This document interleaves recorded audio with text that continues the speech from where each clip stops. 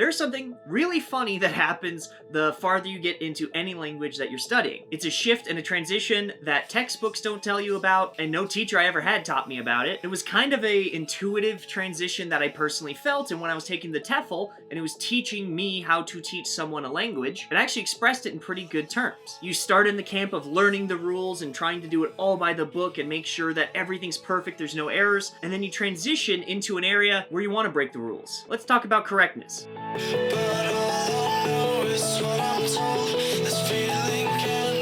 Hey, what's going on, everybody? My name is Chad. This week we're talking about something that I really wish, I don't even know how a textbook would teach you this, because it certainly could give the wrong appearance to a newbie in the language, but I wish someone told me this. But it's the difference between correctness in language and appropriateness in language. But so that way we can have clearness of speech, why don't I define the terms that I'm using so that way you and me are using the same terminology. When you start learning a language, you start by learning the correct use of words and of grammar. It doesn't have to be you actually studying the grammar. You could be, immersed in taking it in. But you start by learning rules. And by following these rules, you get correct answers. You get good test scores, you pass the JLPT, whatever it is that you're trying to do, that's how you do that. You are learning a textbook, grammatical, in my case, Japanese, but whatever it is for you. And that's awesome. That's where you need to start. But there is a transition that happens into something that at least I've heard it called appropriateness. But don't get me wrong, this is not like Moss and Des for your teachers, dictionary forms for your friends. I'm not talking about levels of politeness here. What I'm talking about is deliberately using Japanese incorrectly as it is appropriate to the situation. Now, you have all heard this if you've watched anime, read manga, done any interaction with the language. You've probably heard this and it definitely confused you. And when you brought it up with a teacher, I bet you they weren't helpful. Think of an anime character who is a guy and they're called something-chan. In fact, I have a really close personal friend. He's in our skateboarding friend group and his nickname is Ku-chan. We've all learned these rules, right? Kun is usually men, chan's usually girls. Like there's almost this kind of rough gendering of it. But there are times to break that. In anime, how many times do girls not use the more feminine sounding pronouns, but they end up using masculine ones? There's tons of examples of these. They understand, they're Japanese, that these are roughly those terms, but part of their character trait, part of conveying what this character's saying, or maybe explaining a dynamic within the group, is using a term incorrectly. And that is almost a character quirk of that character. We have this in English, they have it in Japanese, they have it in every language, because that character, part of their, well, I guess their personality, is idiosyncratic of the culture around them.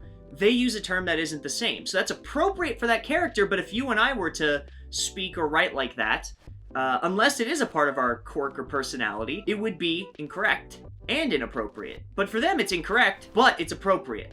That sounds kind of weird. Let me break this down further so it's hopefully a bit easier. I'm definitely getting into some inside baseball linguistic stuff, but I promise this isn't that hard. Think of correctness as accuracy to the rules of the language. You need to understand this stuff. This is how come you can form sentences and have it make logical sense. This is why some words make sense in some contexts and sometimes they don't make sense in other contexts. This is the point in language learning that you should be in for the majority of your actual learning, the intake of it all. And the point is to get all of these patterns so engraved in your head that you're able to repeat them without really thinking about it too much. You don't have to formulate it and have the math come over your head, right? But here's the problem. Languages are messy. They are often wrong all the time, ain't they? Wink. How many times have you heard in movies or in music they use the word ain't? And you guys probably, if you're in America at least, you've heard ain't a word. Because it's not. At least I don't think it is. But I had to explain to a friend recently what ain't means and how that isn't correct. But if I'm speaking in a southern accent, if I'm writing a character, say I'm a novelist, and I'm talking about maybe a lower income character from the 1950s in the South, he would use ain't. That is appropriate to his context. It's incorrect, but it's appropriate, and it would make sense. And it would be weird if that guy spoke perfect Oxford English. He's a lower class, maybe a farmer boy. That'd be weird. It'd be completely inappropriate for me to give him perfect, correct English. No, he needs what is appropriate for him. That is appropriateness. It's incorrect English, but it's still English. It's still understandable. If I said ain't a word, if you're a native English speaker, you probably know what I mean. If I said, I ain't got any, that's incorrect English. But you know exactly what I said. And frankly, I've heard that in McDonald's in Texas, so. It is prolific. It's in movies and media and in songs, the word ain't. But it's incorrect. That's because in contexts of life, it is appropriate. I'll give you an example. I have pulled up here, this is a fragment, by the way, of a song I heard when I was at the gym. This is Pemex by Shakewell and Fat Nick. Now, I don't know these guys. This came up on a random when I was just working out. It popped up, and I remember listening to it, and I was like, wait, what are they saying? Like, I had no idea. Now, I'm actually going to decipher this, so what you guys should do, you should look at this, pause the video, comment down below all the English mistakes that you read, and if you catch all the ones that I caught, or maybe even you caught more, I'll give you a heart mark. I'll give you the super like on the comment so you're featured at the top. All right, you're back. So I'm going to give you what I think. I have to use my phone for this. So let's take a look at what Fat Nick and Shakewell came up with for a chorus. I got real smoke, Xanax boats. Okay. So I got real smoke. I imagine, I'm just guessing, I imagine means that they have like real, like, I don't know, maybe they have really good marijuana. I don't know. Or real smoke. Maybe they're like legit. I'm not entirely sure. Xanax boats. Xanax is that anti-anxiety pill that rappers take nowadays. I think a boat refers to the fact that the pills come in these like square tablets, so the tablet itself is called a boat. And I might get this wrong. I don't know what they're saying. I didn't look up the meaning to this song. It just reminded me of this. Won't jump the porch without my pole. So I imagine what he's saying is, like, I don't know, let's say some reason he's gonna, like, leave his house, jump over his porch. I don't know, maybe someone's doing a drive-by and they're trying to chase him. Without my pole, I imagine is a gun. I don't know. Serving out the Texaco. Okay, so I think he works... Texaco, I think, is a gas station. I think he's maybe working as a service agent there at the Texaco. You can see how hard this is, and basically that this is bad English. But these are native English speakers. Let's keep going. Smoking Pemex with Mexico.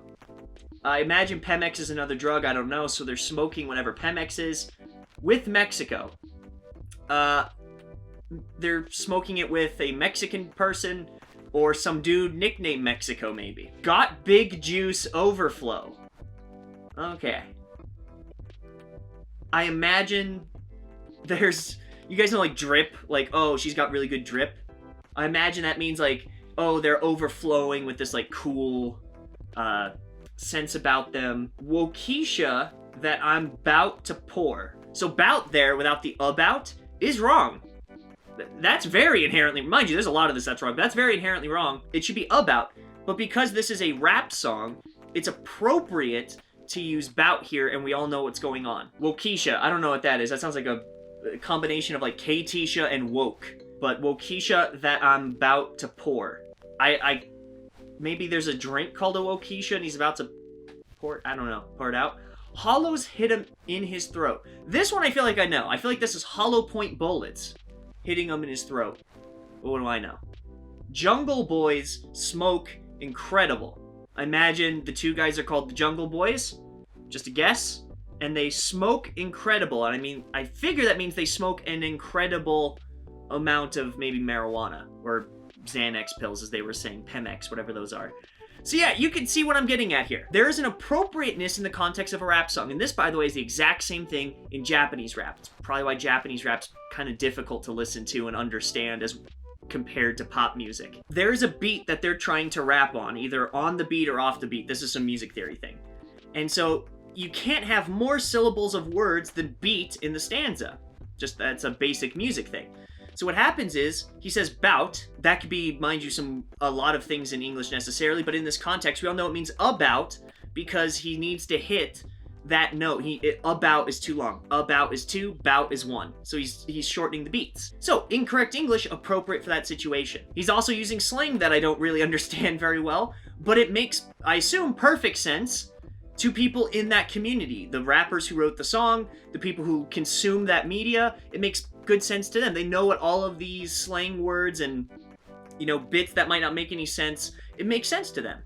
It's kind of like Gen Z slang where you have like ska, whatever that thing is, drip, I mentioned, clout. I mean, there's all these words that don't mean what they used to mean, or they're just fake words, they were made up, but because of this cultural understanding, even though that's incorrect English, it's not dictionary, you know, he finna catch these hands.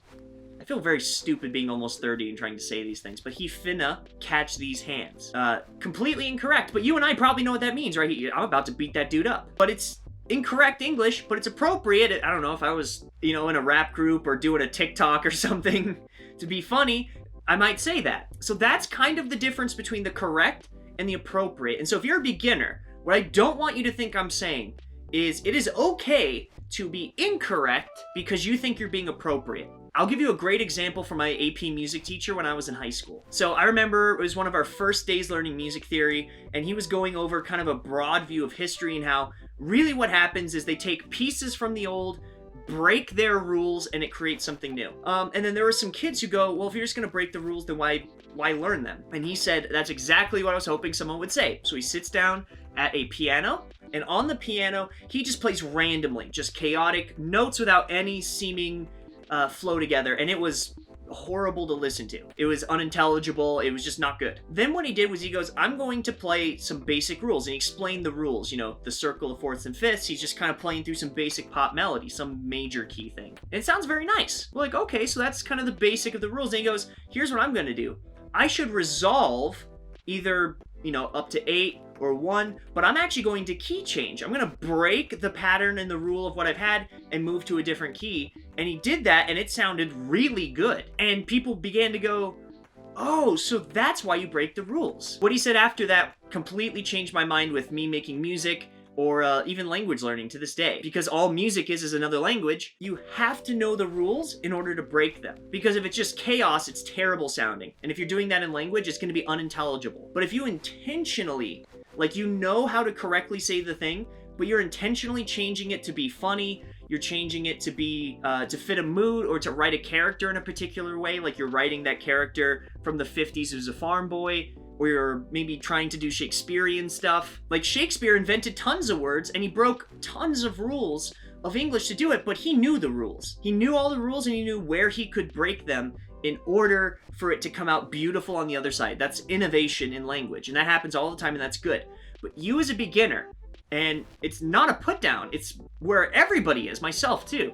Learn the rules first. Learn how to do it right. Learn how to do it textbook. Learn how to do it by the dictionary. Learn it perfect, so that when you're finally at that stage where you can transition, you know the rules and you know how to break it. This is how I'm supposed to say it. Good examples of how this kind of happens collectively, at least in Japanese, I'm sure a lot of you guys know zen should be used in the negative sense. It should be zen and then a verb in the negative. And recently, people are going zen daijobu, meaning it's completely fine. But that's in the positive. So it changed culturally. Now, technically, textbook would be negative, but it's changing. And so there's lots of that all over the world where you're going to learn these rules in Japanese. And in 10 years, 20 years, one of those rules might not apply anymore. Maybe you're listening to Japanese comedy and you're realizing they're breaking a lot of rules of Japanese. But the breaking of the rule is what makes that funny. So what I'm saying is, if you are really good at Japanese already, or at least you're beyond the intermediate level, you're starting to move into this free-form way of studying, don't be dogmatic about the rules in how you apply and use and experience the language. Because you're going to experience, if you're that far along, I don't have to tell you this, you're going to experience incorrect Japanese used by Japanese people constantly. But if you're also a beginner, don't be so radical and anarchist linguistically, because starting with the rules is how you're going to understand the appropriateness and the funny. That's how you're going to understand the humor in Japanese comedy when they break the rules. It's because you know the rule's supposed to be this, and when they left turn and break it, it makes you laugh. This is the correctness and appropriateness, at least in the way that I understand these terms, distinction. And both of them can hold true at once, and they're both important to study. So as you, whatever level you're at, as you go about your study, as you're learning this beautiful language that you and I both love to study, keep an eye on when people break rules in music or in movies, and think about why they did that. Alrighty, I think that's enough for here. If you guys like this video, be sure to like it down below. If you have any questions, comments, concerns, or compliments, feel free to leave them in the comment box down below. I personally read all of them. If you would like to support my channel, maybe consider going to Amazon, purchase my books. I publish all my own books and translations and stuff. Thank you to the Patreons, Manga Club members. If you guys would like to join that, check out the Patreon down below. I have a Discord of 400 plus awesome people, all Japanese language learners, and I get to hang out there, and you guys can hang out there and ask me questions throughout the week, so that's a great place to go. That's my Chad on Twitter, Chad Zimmerman, probably on everything else. Thank you so much for watching. If you are subscribed, stay for the subscriber on the outro. I have some special updates and announcements for you there. But if you're not subbed, know that I still love you deeply. Come back to me, Susan. Come back next week. Bye-bye.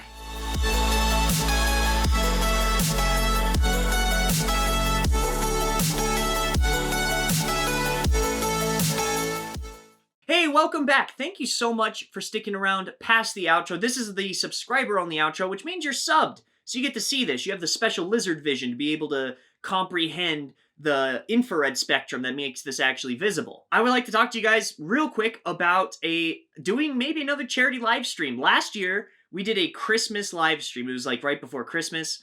And we ended up raising enough to feed 14,000 people, which is crazy.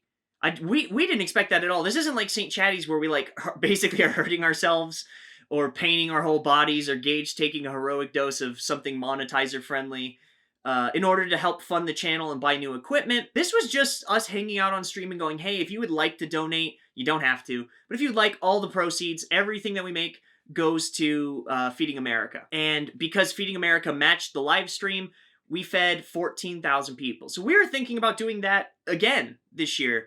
But I had a question. I feel like doing that around Christmas is probably a little too close to St. Chatty's Day in, I think in March. It's only 3 months. And so I'm thinking maybe doing it for Black Friday to give us 4 months between the two streams. I don't know if you guys would be in the Christmas spirit or like after Thanksgiving, around Black Friday, maybe the day after.